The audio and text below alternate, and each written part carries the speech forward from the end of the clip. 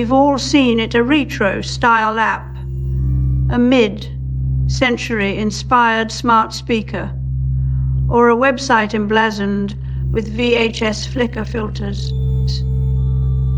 all designed to make the new feel familiar. This is nostalgia, not as memory, but as method. The language of design borrows from the past to create comfort in an age obsessed with progress and alienation. It's no longer about remembering a childhood summer. It's about reminding you of one that never happened, but should have. These textures, wood grain, film grain, CRT flicker. This is not about authenticity. It's about authority over your emotional landscapes. When companies say a product has timeless design or aesthetic maturity, they're rebranding nostalgia into a marketing tool, a way to mask obsolescence by making the new feel ancient enough to trust. It's a loop. You want it because it feels like something that could have belonged to your grandfather, even if he would have hated it. The past is no longer a memory. It's an aesthetic strategy. One design.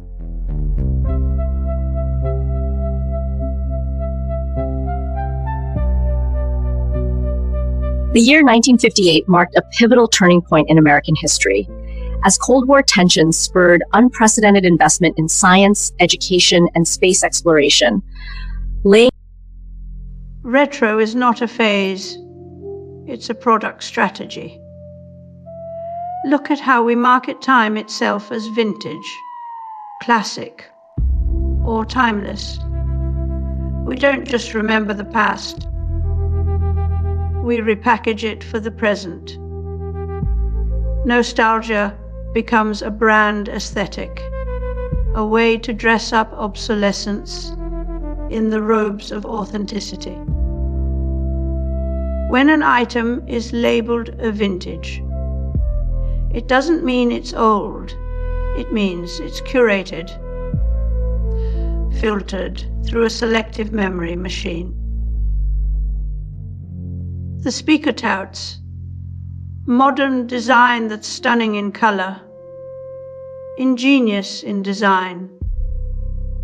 Notice how the language of novelty always references traditions, as if innovation must look back to prove it's moving forward. This is nostalgia as counterpoint, not contradiction.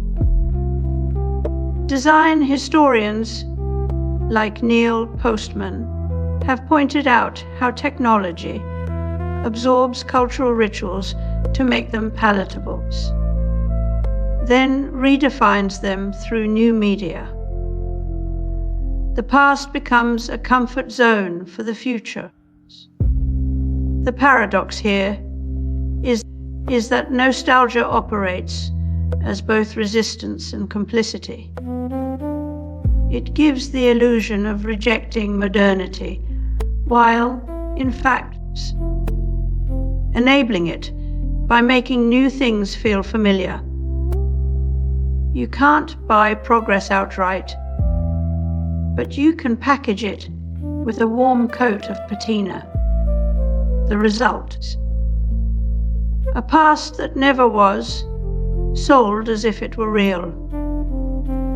This is how sentiment becomes a brand asset, not through memory, but through method.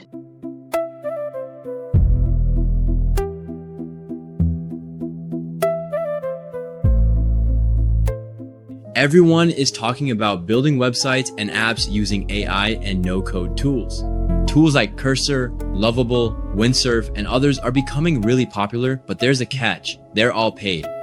You start a project, get excited, but then hit a wall because you need to upgrade or subscribe to continue.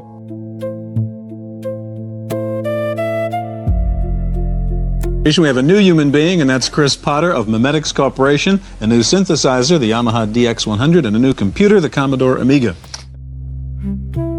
AI video generators are crafting not just images, but entire emotional landscapes, scenes that feel lived in, weathered by time and saturated with memory.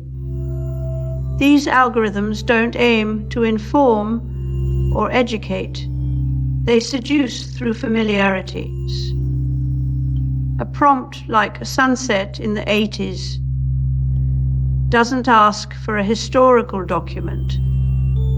It asks for feeling. The algorithm delivers that feeling first, authenticity second, if at all. Bathers described the punctum, that jarring detail in an image which pierces the viewer. Now, algorithms simulate this effect with calculated precisions. But there's no shock of contingency, because everything has been programmed into the illusion of spontaneity. The algorithm knows exactly where to place a flickering television or a faded Polaroid frame for maximum emotional impact. And yet it lacks the messy humanity that makes memory real. The result is a new kind of memory, manufactured, curated, and infinitely reproducible. We begin to confuse the algorithmic past with lived experience. Postman warned that technology alters epistemology itself. Now we live it. Familiar feels like real. But if every familiar scene can be faked, what remains as truth? What is left to remember?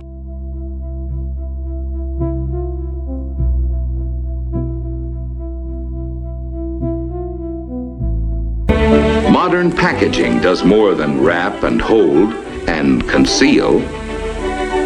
Stunning in color, ingenious in design. Bathers once said that a photograph is always of that, has been. But in an age of algorithms, we're no longer looking at the past.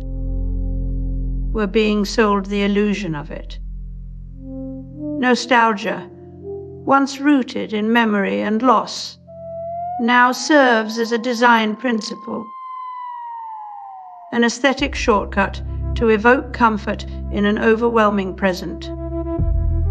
When every app or car dashboard borrows mid-century fonts, what are we really remembering? The truth is, we're not recalling anything real, just the look of feeling nostalgic. Let's pause here while we hear from someone who actually built the past before it became a selling point. Now, back to you. Postman warned that technopoly would redefine truth itself by replacing culture with code. Today, memory is no longer personal or historical. It's an interface. We don't remember because everything remembers for us. And if nostalgia becomes just another UI element, we forget not only time, but the need to live through it.